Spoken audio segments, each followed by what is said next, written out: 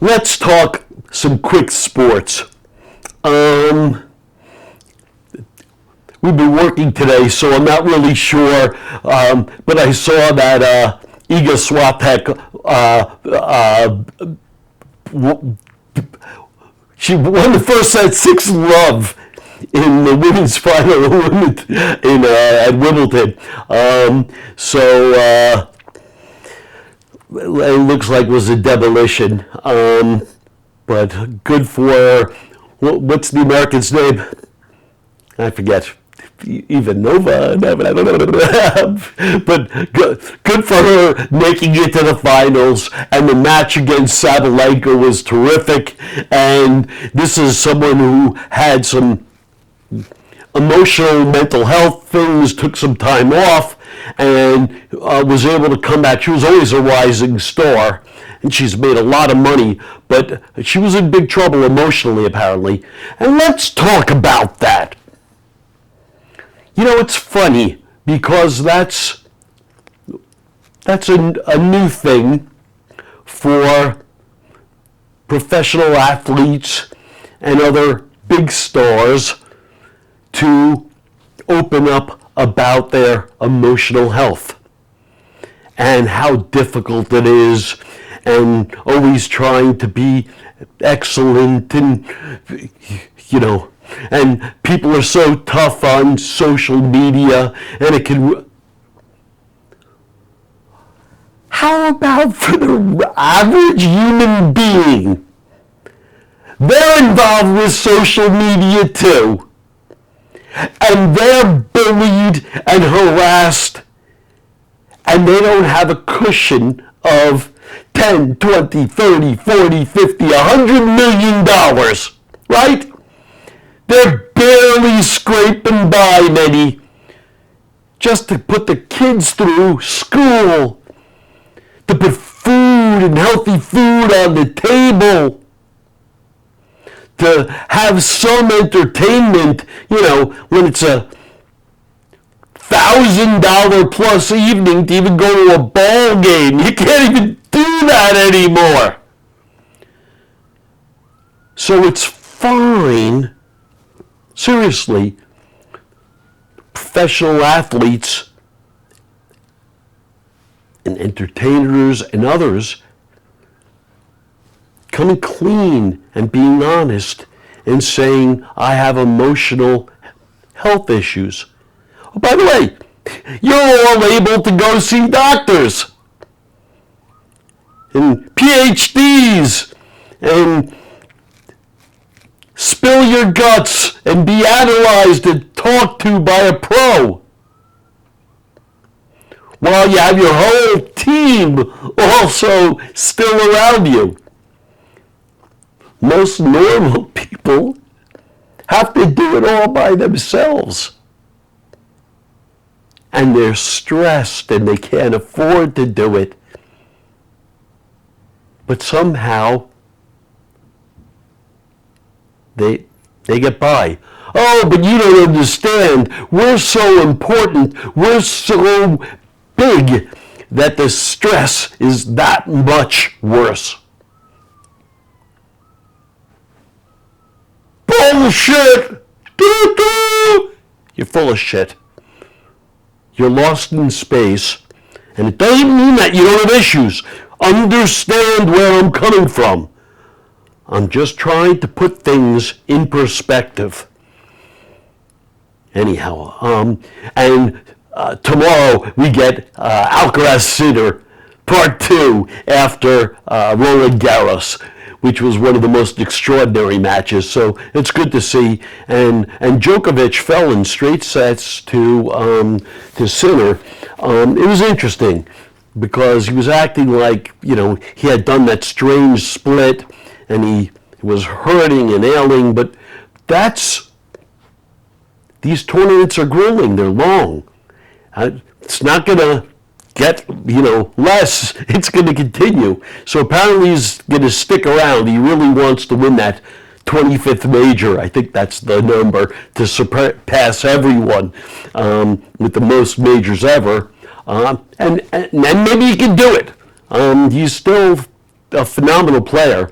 But boy, Sinner and Alcaraz have really raised the game.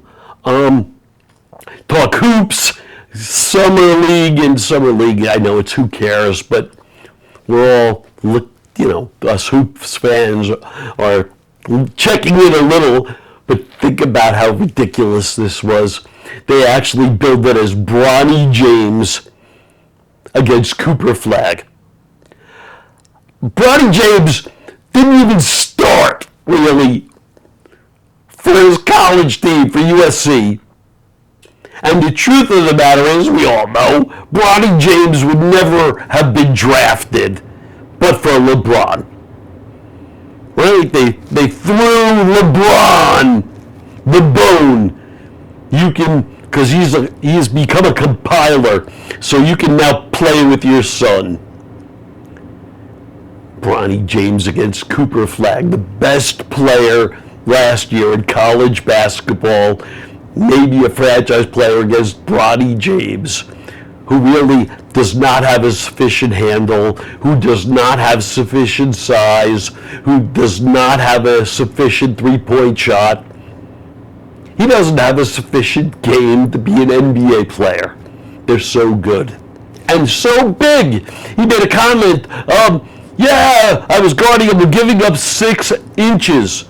Well, yeah, for any of us who've played the game, you gotta be big. There comes a point where, unless you're absolutely amazing, you're not big enough. It's a Giants game, particularly when you have people like Victor Wembanyama, who's 7'5", and he can play outside, right? He can shoot the three, he can handle. So when you're 6'2", it's a giant limitation. But I love that. Cooper Flag against Bronny James. What a joke.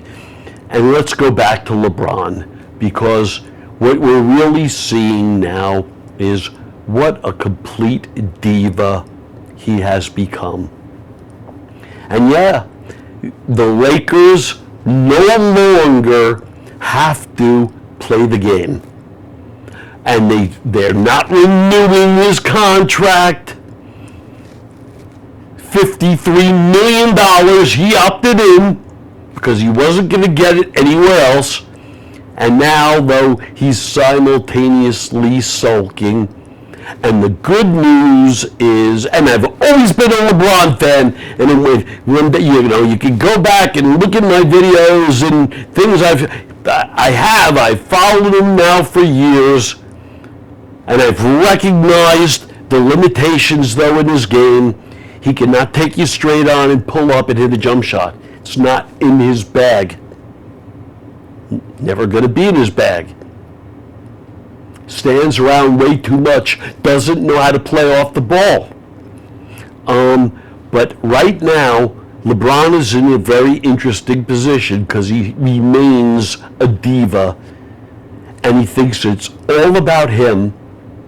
And the Lakers are not only content, but correct in just saying, we're done. Sure, we want you to be great and helpful and play, but you're not the future. We're not renewing. $53 million is going to come off the books next year. And if you want to gripe and moan, it's up to you, because you have a no trade clause. So it's up to you. You can figure it out, and then we'll pay attention to it. But it doesn't behoove us to cater to you, nor to try to put together some kind of a trade on our own that you could in turn veto. That's counterproductive. We have lots of other things to focus on now. So we're going to sit tight. You figure it out. You've always done it. And if it's the Knicks or if it's somewhere else, okay, good. We're willing to listen, and if you're not happy, then we'll go along. We're not going to get a killing for you because you're 41 years old, and at the tail end, plus with you, Bronny James will also get shipped. So, we will accommodate you, LeBron, but we're not centering our world around you anymore. It's now about Luka, as it should be. It's moving along, and the game is always bigger than any one person. Even Michael, even Larry, Kareem, Wilt. Right? The game is great.